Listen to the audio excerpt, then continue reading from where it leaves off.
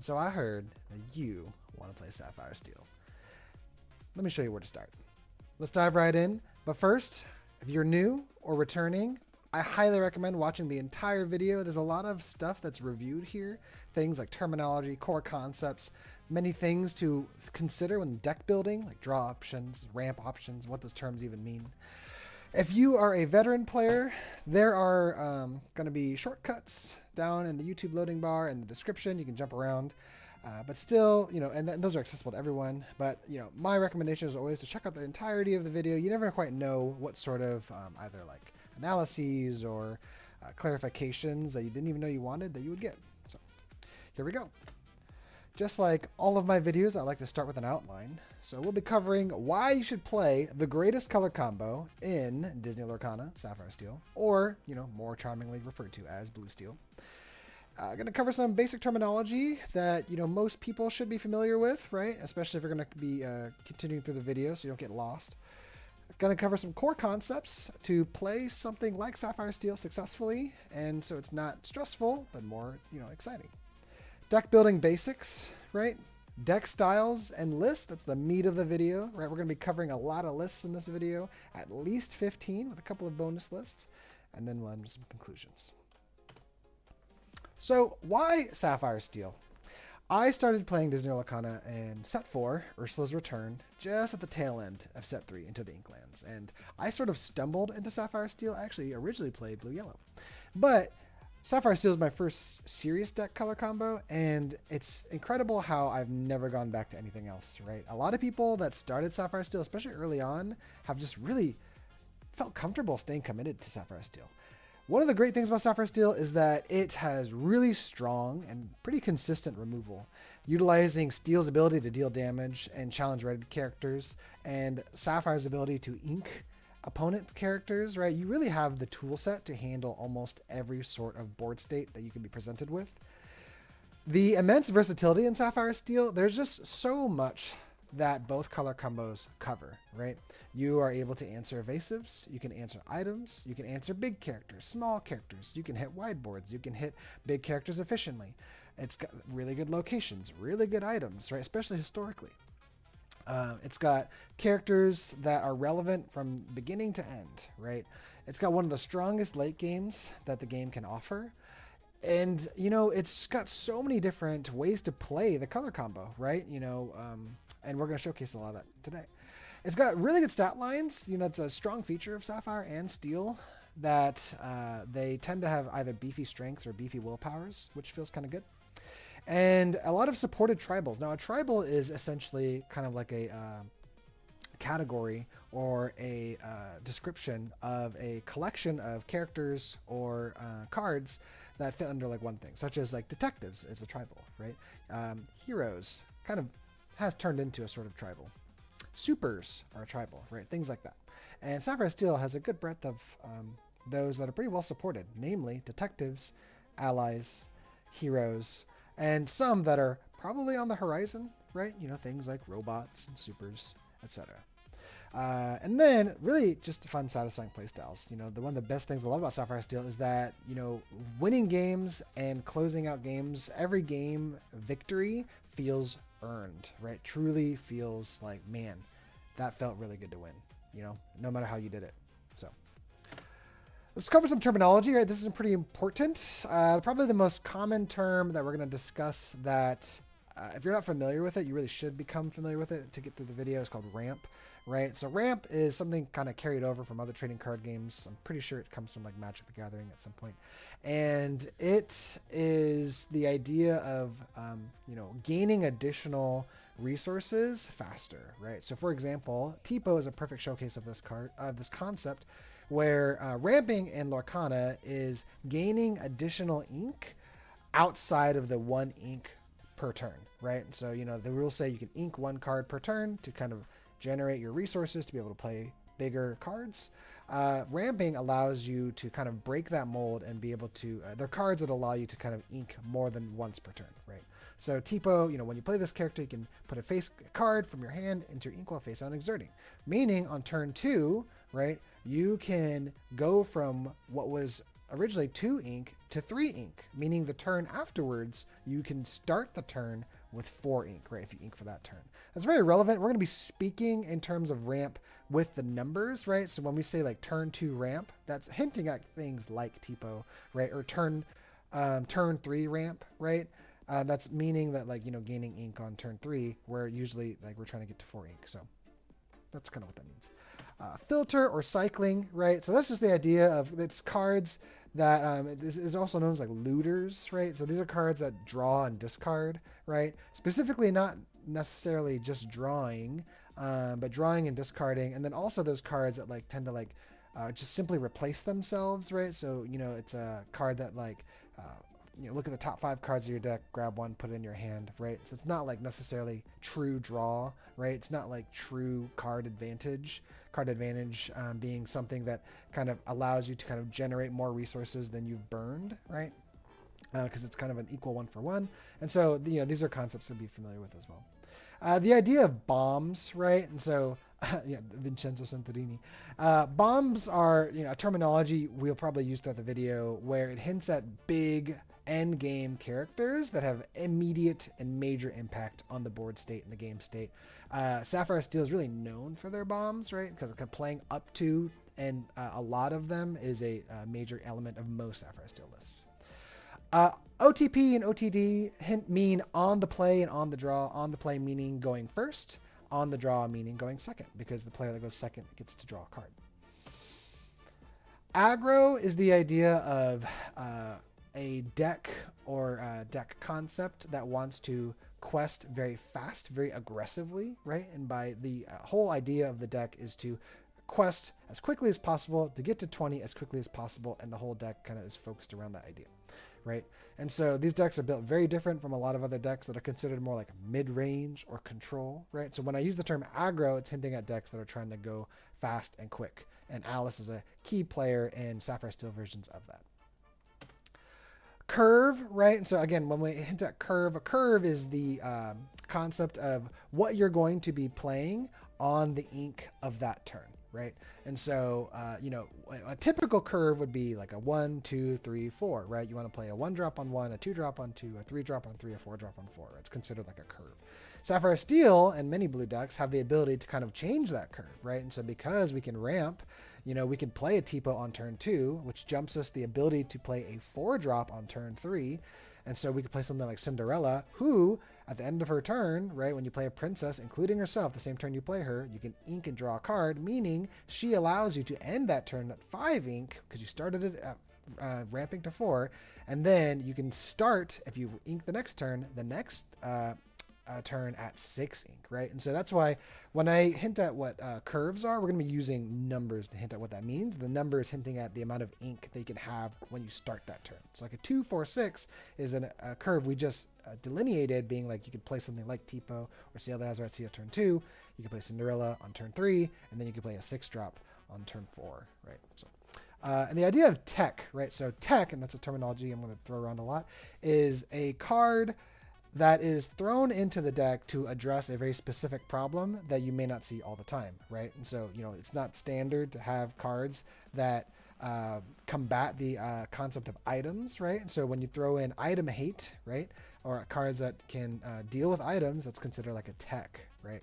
And so cards that maybe discard the hand, cards that maybe playing more warded characters, you know, when that's not typical, right? So that's what a tech means. So core concepts. One of the biggest things about Sapphire Steel that you have to understand early is ramping lines, right? So we'll kind of hint at that here in just a second. But ramping lines are essentially like what, and we kind of hinted at this with that Cinderella line 2, 4, 6. But what are you know, typical curves with the ability to ramp that you should think about and thus utilize when you're deck building in Sapphire Steel, right? And so it's really important, like, do you want to ramp at all, right? Do you want to just play more aggro, like a questing deck, right? Do you want to do the more standard 2, 4, 6 Cinderella lines? Do you want to use the more, maybe a slightly more unconventional, but beefier 2, 4, 5, 7 Kita lines, right? And so these are things that, you know, you kind of grow familiarity with and unlocks more opportunity for deck building if you understand ramping lines, right? And the reason why you would do a ramp line of one versus the other. Hand economy, right? So Sapphire Steel is not purple, right? It's not amethyst, and unlike amethyst and even amber these days, you know, Sapphire Steel doesn't quite have the same amount of easy, consistent draw power as some of the other decks, right? And so when you think about like, how do I keep my hand healthy, right? You have to be a little bit more savvy with how you play out your turns, and you know, utilizing and being more comfortable with a slightly smaller hand, but knowing that you can still get through your deck very efficiently and very fast with cards like that Namari that we showed earlier, where you can filter through your deck, you can find select cards that you need, and then, you know, finding ways to kind of burn through and finding all the options you need to close out any game that you would run into. Singers and songs. And so, you know, Sapphire Steel is very famous for being a deck that uses a lot of singers, right? And so because we have some of the strongest songs in the game, Steel songs are just very, very good, right? They're some of the few songs that are very focused around removal, and a lot of them will do damage, right? And so having access to such strong, consistent, and powerful Steel songs, especially ones that can be played pretty cheap at around the 3 or 4 ink range, means that, like, you know, it's having that ability to sing is so relevant that it's almost foolhardy not to incorporate them in our decks, you know, as a pretty commonplace thing. So something to consider. Damage removal, right? And so, you know, we have to do a lot of math to play out proper removal. And so that's something you just kind of have to get used to. And then high uninkable counts, right? It's very typical that Sapphire Steel has higher uninkable counts than the average color combo deck, right? You know, many color combo decks can just play less than 10 uninkables. That's almost unheard of in Sapphire Steel. So, you know, it's not unusual to be playing anywhere between like 13 to 17 and feel pretty comfortable with that. So let's talk about some ramp lines, right?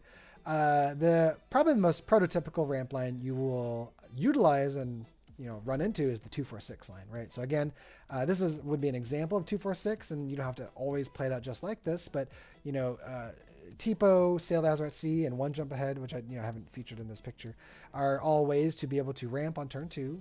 Cinderella is your go-to and kind of the creator of this ramp line that allows you to, you know, continue that ink pattern proactively on turn 3, right? And then you can play a 6-drop on turn 4. Belle also gives you access to this, right? And technically Pleakley does too, but these are both 4-drops that can sing 4-cost songs. And Belle, you'd have to be a little bit more creative. You know, you have to kind of run your characters into the opponent's board, and then, you know, she allows you to, when a character is banished, you can turn that character into ink. And so, you know, the Cinderella is the most standard way to do this. 2-4-5-7 is usually known as a Kita line, right? There's a couple other cards that may facilitate this, but Kita is the most famous for it. And so, because, you know, you play her on 4, and her ability is you can exert her to look at the top 2 cards of your deck. You put one into your Inkwell one, it stays on the top of your deck, and that's an exerted ink, meaning that the ink's not usable, right? So you don't really consider it as playable ink. So the ramp lines refer to what's playable ink, right? And so, what that does mean is that you can still ink for that turn. So for Kita, the turn after her, you're still only playing a 5-drop, right? Because the ink you get with her is exerted, but the turn afterwards you can play a 7-drop, and so it's kind of a cool line that it opens up, which is actually pretty distinct from the 2-4-6 line, right? And so yeah, something to think about. And then 3-5-7 is kind of one of the more unconventional, you know, in most cases, right? It's only really most commonly facilitated by Donald Duck Flatfoot and Focus Flatfoot, right? Who you know, but it allows you to play something that inks you to 4, inks you to 5 the next turn, right? Allows you to play 5, and then Donald Duck allows you to play 7 the next turn, right? And so Mickey into Donald is one of the most famous ways to do this, and, you know, detectives can do this pretty easily. They don't always do it or want to do it, but it's something they have readily access to, and Sapphire Steel in general has access to. So deck building, right? When you think about deck building, how does one approach putting together a deck, right? And so this is my general approach. You know, I make a lot of decks. People that watch my stream, watch my videos, may be like, wow, you know, this guy's like pumping out lists all the time. And how do you get there, right? And so kind of to break it down to a couple minute section, whenever I think about a deck, I always think about the number one question you need to ask yourself is, how will you win? And that seems like a kind of a silly question, right? Like, well, I'm gonna get to 20 lore, right? That's how everyone wins. But, you know, many decks will do that differently. You know, do you want to quest with a lot of small, cheap characters? Do you want to establish a bunch of big characters and then quest out in 2 turns, right? You know, you've got like 12 lore on your board, you quest, and then you quest the next turn to just close the game. Do you want to not really quest at all and just kind of win with location pressure, right? Do you want to use alternative win conditions, right? Like Maui Half Shark, where you can gain lore by playing actions, right? And so having a win condition and being able to build around that is like the first thing you need to answer. Then after you answer, like, how will you win, or how do you feel comfortable winning, right? The next thing you need to think about is how will you draw, right? You need to be able to sustain some form of major repetitive card advantage, right? Repeatable card advantage that allows you to continue to build your strategy, right? Because if your strategy always ends with when you reach like 5 or 6 ink and you're just top decking every turn, that's not an effective strategy. Just there's almost no way you can really win against anyone that's halfway competitive, right? Do you ramp, right? Do you ramp? And if so, how, right? So that's what you need to answer after you figure out how you're going to draw. And so what kind of ramp do you want to do? Do you want 2, 4, 6 lines? Do you want 2, 4, 5, 7 lines, right? Do you not want to ramp? I don't, do not really care. You know, does your strategy not require that, right? If you're playing Sapphire Steel, it's probably unlikely, but you know, that's one thing you need to ask yourself. Removal approach. So after you answered all these, you need to then answer, well, how am I going to deal with my opponent's board? Do I care about that, right? Are you going to play like a Kiwi Birds aggro variant where you may not need removal at all, right? They just have to deal with you. Do you want to have a very heavy song emphasis? Do you want lots of character-based removal, et cetera, et cetera? Maybe heavy on actions, right? So it's something you think about. And then after you've kind of answered all those, you figure out what is your curve, right? How do you want your turns to look each turn, right? Do you always want a strong 4-drop on turn 3? Do you always want to run into 6 drops, right? Do you want to maybe run into a lot of 5 drops, right? So that's kind of how you approach deck building. So now that we've kind of covered in general deck building concepts, let's break down each section one by one. So we're going to start with ramp options here. Now, these are all your ramp options or cards that allow you to ink additionally to either use that turn or the follow-up turns to, you know, grow your opportunity to play bigger things faster, right? That are legal and core constructed, which is the main Disney Lorcana competitive format right now, meaning no cards from sets 1 through 4 unless they've been reprinted. And now a lot of these are not very practical for actually facilitating a faster, effective curve, right? So we're going to jot out a lot of the noise and leave these cards as remainders.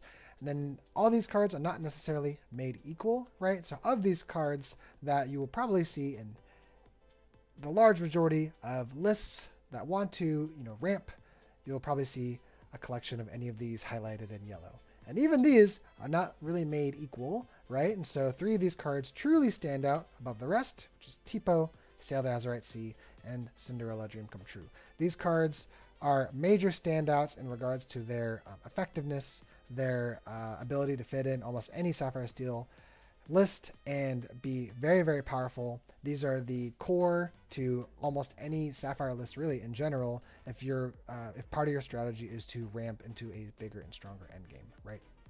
And of course they facilitate the 2-4-6 line. Now the other ones are very reasonable and will be seen in some of these lists, but these 3 cards truly stand out as your most powerful ramp options in Sapphire Steel. Now, when we think about draw options, right, so laying the ground rules here, this references cards that specifically allow you to draw 2 or more cards or can repeat their draw or card search effect to continue to gain and draw a steady advantage, right? This list exempts cards that only replace themselves, cards like Develop Your Brain or Vision of the Future, which are good cards, but you know they don't really necessarily gain actual card advantage, right? You swap 1 card for 1 more card, right? But your hand size basically stays the same. And so of these, you know, these are definitely not all made equal. So we're gonna again get rid of a lot of the noise and sort of left with these. Now, a lot of these draw engines you may notice are either uninkable or fragile or clunky, right? And so that's kind of what you have to learn to maneuver through with Sapphire Steel in general, right? Drawing's not quite as straightforward or as simple as like what Amethyst may have access to. And of these ones notably stand out, right? And so, and of the most generic draw options that we have accessible as a color combo, you know, these 3 truly are the standouts that you will see in a large majority of lists that they make sense in, right? And so Jasmine is sort of the heart and soul of what are considered allies lists. Goliath is essentially one of the best cards we have access to. He's inkable draw, and he's very consistent draw. And then Pete, again, similarly, is a little slower than a card like Goliath, right? But he's also very consistent. But you will see a lot of these cards featured in multiple lists. Now, for removal options, right? So these are cards that allow you to impact your opponent's board state, right? By getting rid of characters. I'm not considering item removal in this. It would just be too big and not practical, right? So this is affecting your opponent's characters specifically, right? Whether that's by damage dealing or inking. And so, again, to blot out the noise, there's a lot of things you can consider here. These are probably your most practical removal options that you will see in any given list. And again, not all these are made equal, right? I consider these as your most standout, consistent removal options. Now, one can make a case for things like Arthur, King Victorious. I love that card, and he's in almost all of my lists. Things like 3 Arrows, right? Things like Fire the Cannons. But I do not consider these as kind of like standard, right? And they do take a little bit more planning. But cards like Tinkerbell, Hades, Let It Go, He Hurled His Thunderbolt, and I would honestly put in cards like Ariel and Vincenzo, which are slightly less common than all the ones I just listed. But these are ones that you will see far more commonly and far more, they're very smooth and simple to use, right? But of all the removal options, I'd say like some of your most core are going to be these 3 cards, but really what these 3 cards stand for, right? So it's going to be one of the major removal songs. It's going to be a strong mid-range removal cast of characters, right? Like character-based removal, whether it be Ariel or Tinkerbell. And then your bombs at the end, right? Which are going to be like Hades, Vincenzo, Arthur, things like that, right? So it's kind of like what these cards more represent than the actual cards themselves. So what are some typical early game cards you may see in Sapphire Steel, right? So you may see things like Captain Hook, Mulan, Jasmine. These are very, very common, right? With the introduction of shift lines, you may see Robin Hood or Omnidroid. And early forms of removal, like Fire the Cannons, which again is not like super standard, but it's definitely a solid option that we have access to. And then your early ramp options like Tipo Sail and One Jump Ahead, right? Like I can't put everything here, but these are cards that you will very commonly see. Other early game cards, kind of the step up, that like 3 to 4 ink section, right, is a lot of your follow-up ramp, right? It's a large majority of lists will look to establish your early ramp to then set up for your follow-up ramp. But you also have disruptors like Angel, who can impact your opponent's board faster. And then you have your draw options for the decks that make sense in, like Judy Hopps and Detectives, or Jasmine and Allies. For mid-game options, you see a lot of your 5-drops, right? 5-drops in Sapphire Steel are so good and impactful, right? We really have like access to some of the most powerful and fun 5-drops in the game. And all of these are meant to kind of establish some sort of presence on the board, whether it's to start setting up draw, start setting up removal, or some sort of major disruption, right? Then your kind of 6-drops, which again, Sapphire Steel is some of the best 6-drops, is your real effort of taking the board back, right? That's kind of the role of a lot of your 6-drops, right? Judy Hopps allows your detectives to kind of just obliterate things because of resist 2 and alert. Tinkerbell really starts spilling damage everywhere and is a major enforcer, right? Because she can banish 2 characters at once. Ariel again is kind of like the bringer of doom, as she can start just deleting boards if you start singing songs, because she's turning every song into 2 removal songs basically, right? And then of course our plethora of singing options and action removal. And then our late game very commonly will facilitate big impactful bombs, things like Vincenzo, Hades, or Arthur for removal, things like Mrs. Incredible and Ratigan and Mufasa for establishing end game board states, things like Darkwing to set up follow-up removal, right? And disruption, like with Beyond the Horizon, or singing to reset with your hand. So let's talk about some deck styles that we can cover here. I'm going to split them up into some 3 major categories, right? So meta are going to be lists that I consider very strong into a general field, that they can be competitive and show solid results into the majority of what you may run into, and are really designed to be, my kind of, my champion build, and the build that I always have the most passion for is Sonic Boom, right? Which is a strong aerial-based build that puts a large emphasis on adaptability and tech, right? I consider like always has been since set 10 and continues to be a solid meta build. Archery Class, which is, you know, a little bit of an evolution of an aerial and Merida build with incorporating like Robin Hood, Jasmine Allies, right, which is a ramp Sapphire Steel build with allies. Kiwi, which is more aggro based, and Cybertron, which is, you know, different shift lines. You know, we'll cover all these a little bit more detail, right? It's kind of giving a vibe.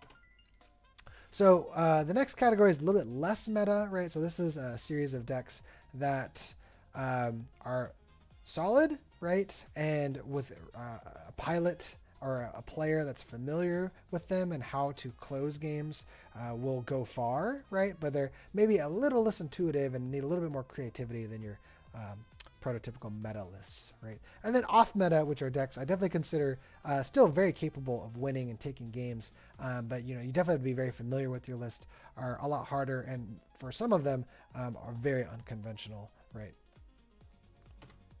So let's start with Sonic Boom. Sonic Boom is, you know, basically it's my favorite way to play the game. I love Sonic Boom, and if you watch my stream, you'll see me play it way too often.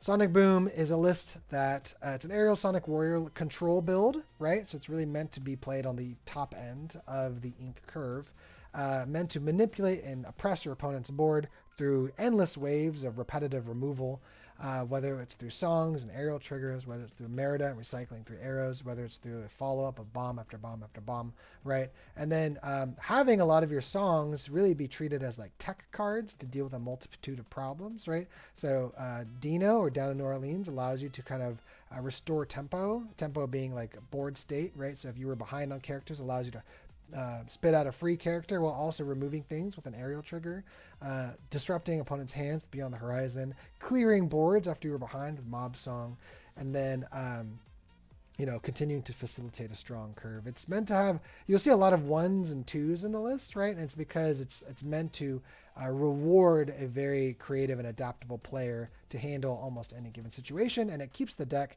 really hard to predict, right? Because it, you know, it impresses upon your opponent that you really have an answer for almost anything, you know, that they keep throwing at you. Archery Class actually just put out a video on this one, right? And you know, Archery Class incorporates the Robin Hood shift line. It's more of a mid-range build as opposed to like a more control top-end build that Sonic Boom is, and it's, you know, designed to be one that emphasizes on variable openings, and thus is a little bit more resilient to bad hands than a more typical Sapphire Steel build like Sonic Boom. So, you know, you're not 100% reliant on your turn 2 ramp like Sonic Boom might be.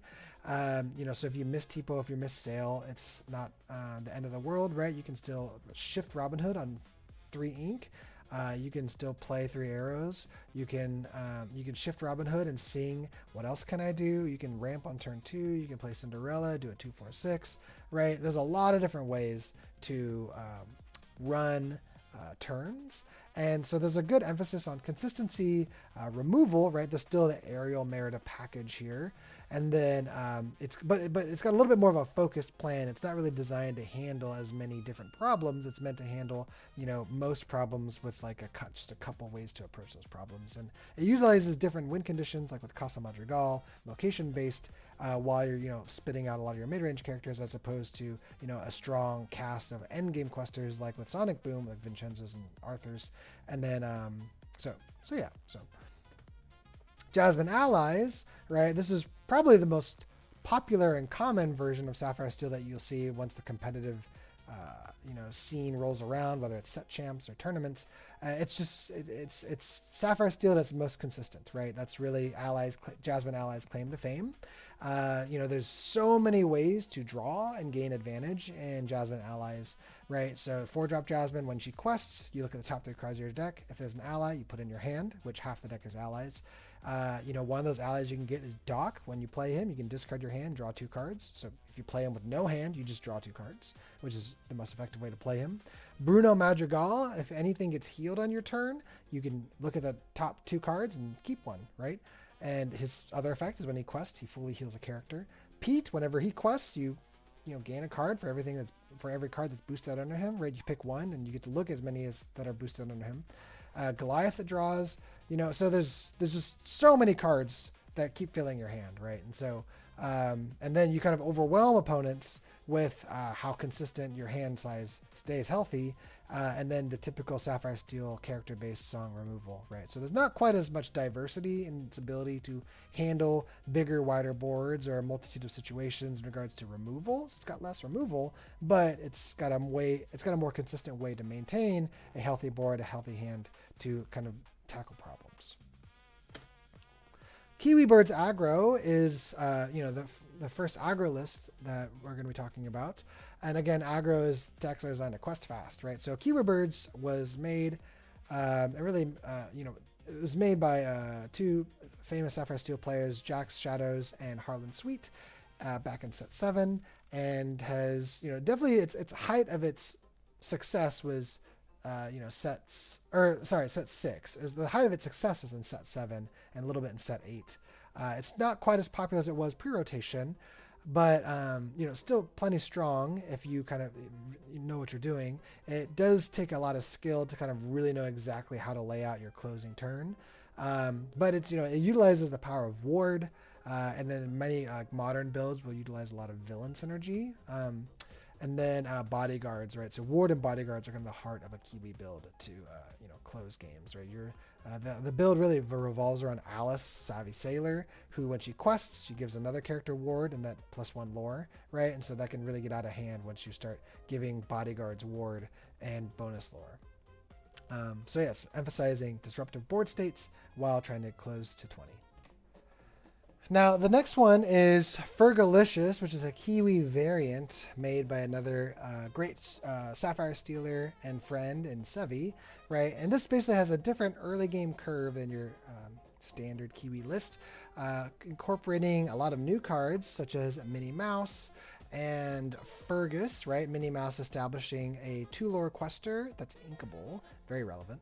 And then utilizing Fergus as a turn 2 bodyguard, right? To buy you that solid time before you start establishing your closers. Now you can play Alice on turn 3, and then you can access one of our new cards, Ursula, on turn 3, give that bonus lore to Minnie or Fergus, and then ink one of them with her to kind of flood out more characters as a follow-up, right? So it's very consistent in its game plan, and has a little bit of different lines than your typical Kiwi, and so it may catch people off guard as they're trying to prepare for once they recognize this is a Kiwi aggro build. Cybertron is a different take on the incorporating shift lines for Sapphire Steel, right? It uses the new shift line Omni Droids, and it's essentially the Archery Class list, but with Omni Droids and using Ranger Plane as a way to, gain an advantage board state, but also close the game faster, right? So giving all your characters support, right? Now you can have your Omni Droid quest and boost your Tipo to handle opponent ward characters, which is really relevant. And then Ranger Plane, also with big, strong characters like Namari, Pete, Omni Droid, and Goliath, allows you to quest and essentially boost someone to 10 strength and gain 3 lore very consistently, which allows you to close games way faster too after you've spent a lot of the time controlling boards, right? So pretty cool, and I've quite enjoyed the list. All right, so this next list I have adoringly called Rat Behavior, right? So this is a list that was sort of like famously crafted together with an emphasis on ward and Ratigan, right? Greedy genius is sort of the like poster child of this list, right?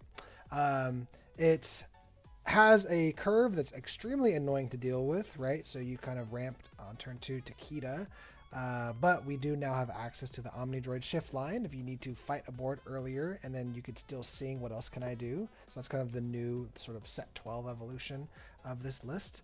And then you can follow up Kita with Scuttle or Cluck, right? Which are, again, still warded. And Lady Cluck and Kita are an extremely frustrating combo because Kita allows you to keep ramping every turn, really, really good value, and Lady Cluck keeps her safe and allows you to do that for at least usually 2 more turns, right? And then, Ratigan, his big drawback, because he's a 6/7 quest for 4 warded body, right? He's massive, and he closes the game in just a couple turns, is that he requires something to be inked every turn or he banishes himself, right? And so that's why cards like Jiminy Cricket are really helpful, and Moana are really helpful because they allow you to ink from other sources than just your hand in case you're running dry in the hand, and why Kita helps to keep him alive, right? So fun list. I quite enjoy the lists, and it's very anti-meta in that regard, and catches people off guard if they are not prepared or know how to navigate it. GoldenEye is very similar to Sonic Boom, so it's like a Sonic Boom list that is far more princess focused and really leans heavily into the Merida package that has been introduced in set 12. So it's very, very heavy removal, right? You have Ariel, you have Merida, and you have a plethora of songs, and you're running 4 copies of the 3 arrows as opposed to the 2 in Sonic Boom, and you're running 3 Meridas instead of the 2. And now it's got a little bit of less tech, right? And is a little bit more focused, which leaves it more vulnerable to being less adaptable. The major drawback of this list is that its draw options are very limited, and you're very, very reliant on your Goliaths and your Beyond the Horizons, right? Whereas the other, Sonic Boom has access to like Pete's. And so, you need to be a lot more, you're really utilizing Cinderella triggers and Princess synergies to maintain a lot of your hand economy filtering and finding the options you need on top of like, navigating Goliath draws and triggers. And so, you kind of have to be comfortable with that, but otherwise GoldenEye is a very powerful list. And, it's just a different, strong, different take on Sonic Boom. I thoroughly enjoy both. Big Hero 7, a list that was heavily inspired by a couple other Sapphire Steelers, Kramer and Rhino, is a very creative and interesting list that is very challenger focused in its ability to handle problems, right? So strong challenger synergy at the top end, which allows for board wipes by challenging readied characters. So we have access now with Mrs. Incredible. Her second ability is that whenever a character is banished in a challenge, right, you can ready a chosen super. That includes herself, right? That, her and Darkwing. Now, what that means is that if you establish Mrs. Incredible, you could then play Arthur the next turn, who Arthur's effect is you can boost a character on play to give Challenger 2, Resist 2, and the ability to hit readied characters. And so if Mrs. Incredible can now hit any character on the board other than evasives, right, you can essentially wipe an entire board because she can keep resetting herself every time she banishes a character with a challenge.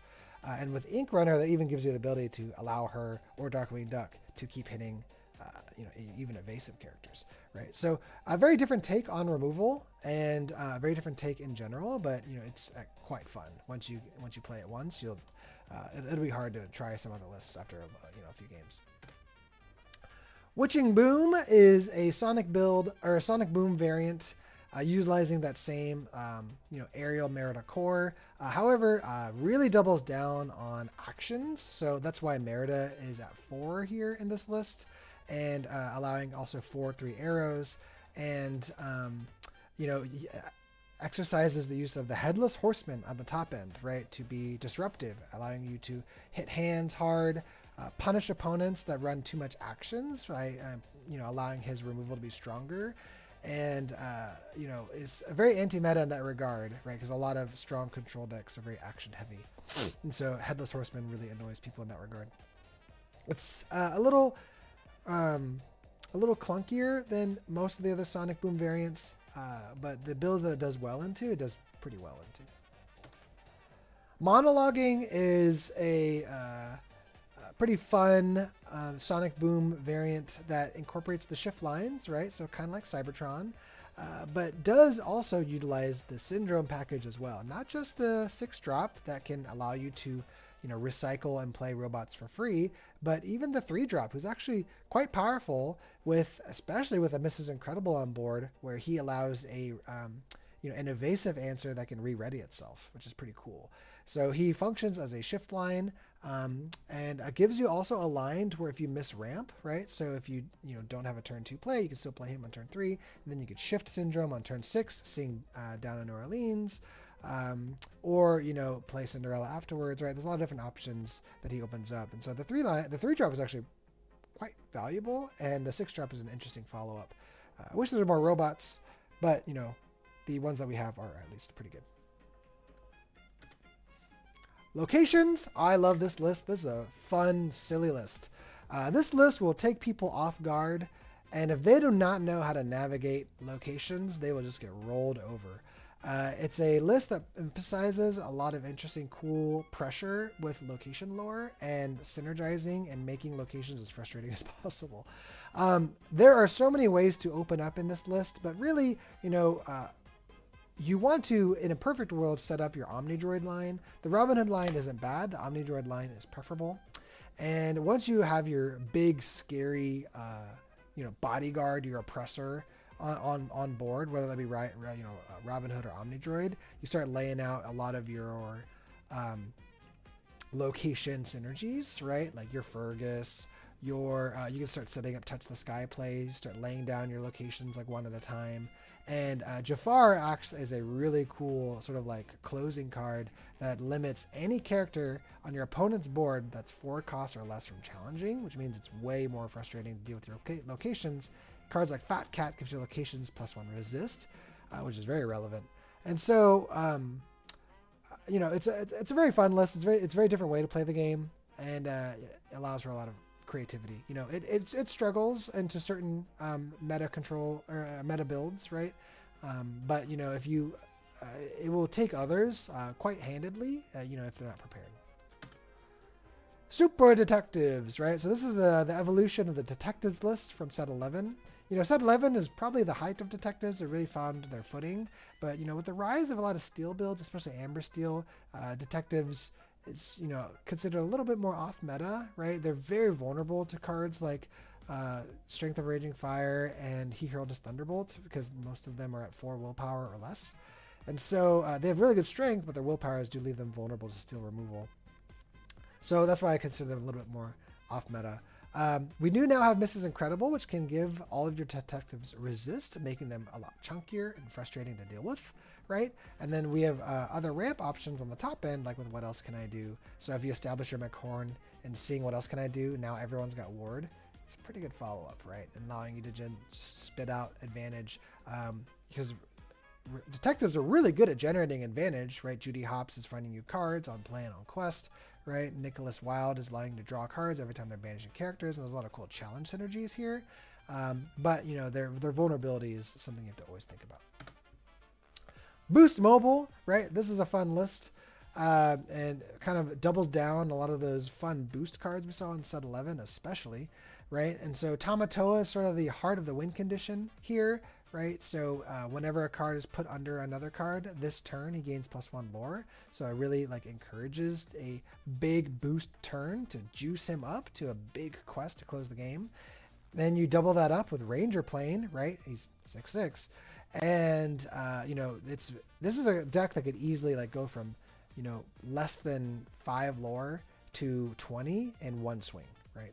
So it's kind of fun to sort of set up those combos and synergies. The curves are very different in this deck. You can open up with like a typical 2/4/6 with Sail and Cinderella. You can play Mickey Mouse on turn 2 and quest with him and get cards under him, and then ink him with Pleakley, right? You can just not ramp at all and kind of curve out and still be a major threat. And so it's just really cool the different ways you can play every turn. And then, you know, your end game is always a major threat because they never quite know how many cards you can slip under cards and how big that Tamatoa can get, especially with cards like Scrooge McDuck, right? So Pabbie Healing. I love Grand Pabbie. It's such a silly card, right? You gain lore when you heal, and you get a lot of lore when you heal, right? For every time you heal, you gain 2 lore. It's pretty good. If only he wasn't uninkable. If this card was inkable, he'd be probably way more common. He came out originally in set 2. He was reprinted and fabled, so he's given another chance in the meta, which I think is great. And we were actually given a lot of really good healing cards in sets 11 and 12. So it kind of opens up his ability to close. Now, Pabbie's problems have never really been how can you heal to gain lore. You know, there's always been ways to do that. His problem has really been how do you not lose until you get to him to do that, right? Because Pabbie can definitely close out games very fast, right? You know, his ability to lore burst should not be underestimated. But, you know, the setup to do that is a little clunky, and also like encourages you to not lose your characters, because you kind of need characters. You need stuff to get damage to even heal, right? And so fighting a lot of boards early is usually not preferred, and so just because of that, he's always felt a little clunky, right? So the list is full of a lot of beefy characters to kind of stack up damage on them. Uses some of the aerial package, right, to still like impact and affect the board and buy time, but utilizes a lot of cool healing cards that were introduced, like Isabella, like Bruno, like Piglet, to pop and burst lore with Pabbie as a win condition. So we don't really have a lot of bombs here, right, like Hades or Vincenzo, because the idea is that you're going to be winning pretty fast once you sort of reach Pabbie. The other cool thing is that this list also allows you to damage yourself a lot, which is another kind of secondary bonus of aerial. So you can use your songs to actually hit your own characters and use your aerial triggers to build damage, just to burst lore in one turn, right? So Ocean Waves is an old favorite, right? This really felt its peak strength in set 9 and kind of late set 8. It's a deck that emphasizes gaining advantage with ramping and inking, right? And so historically there was a legendary that allowed you to gain lore with inking, so we don't have that anymore. But with Jafar, we can ping damage every time we ink. With Mama Odie, we're inking a whole bunch every time we are singing songs. And now with Kita, we can slam out a bunch of ink into the inkwell from our discard, which means we can have a big sweeping turn of removal with Jafar. So it's a very, very fun and silly list, right? It's a list that snowballs aggressively. If you're able to set up your combo pieces, right? Your Mama Odie, your Jafar, your Kita, etc., your Chichas, right? Which is a very good draw engine if you can keep her alive in this deck. The hard part is just setting up your pieces, right? And which are very fragile. But if you get those pieces set up, the list kind of just rolls over anything in front of it. Very, very fun. Now, the community of Sapphire Steel is pretty unmatched, right? I'm pretty sure every single season it has the most posted in Lore 20 Discord channel. It's a community that's very passionate. Loves to make the best out of it every set, right? Sapphire Steel is rarely a tier 1 deck, but it's always a competitive deck. And I think that's like the perfect middle ground to make a passionate community. You'll find a lot of its community in the Lore 20 Discord, the general Lorcana Discord. There's a fair amount of people on Twitch, such as myself, that may stream it. YouTube, right? We'll talk about some of the YouTube content creators here, and then on X. Some of the content creators you'll find on YouTube will be Harlan Sweet, who's kind of one of the grandfathers of Sapphire Steel, and makes very consistent videos talking about and discussing Sapphire Steel. There'll be 24K Lorcana, Hector, Create or Rip, right? Who's another like big Sapphire Steeler that goes to a lot of different events, right? Additional Ink, who doesn't make as much Sapphire Steel exclusive content, but has a long history with Sapphire Steel, and really Sapphire Steel is in his blood, and his whole team, the Additional Ink team, is full of a bunch of Sapphire Steelers. Of course, myself, and then JDZ Quest, who of course has way more responsibilities than just playing a color combo, but also has a pretty good history with Sapphire Steel and has a special love for the color combo. So in conclusion, right, Sapphire Steel is strong. It's always going to be relevant. It's fun and satisfying to play. There's a lot of different ways to play the color combo, and a lot of those lists, honestly, pretty affordable and reasonable at their cost. And the community, man, it's just nothing really compares to the Sapphire Steel community. And I consider myself, blessed to be a part of it. I hope you guys enjoyed the video. Please, if you find it in yourself, give it a like, a share. Post some comments, right? Do you try any of the lists? Did you change any of them, right? How would you make Sapphire Steel the next great thing to play? And I'll see you guys out there. Appreciate you. May you be blessed, and you know how it is here. Take it easy. Peace.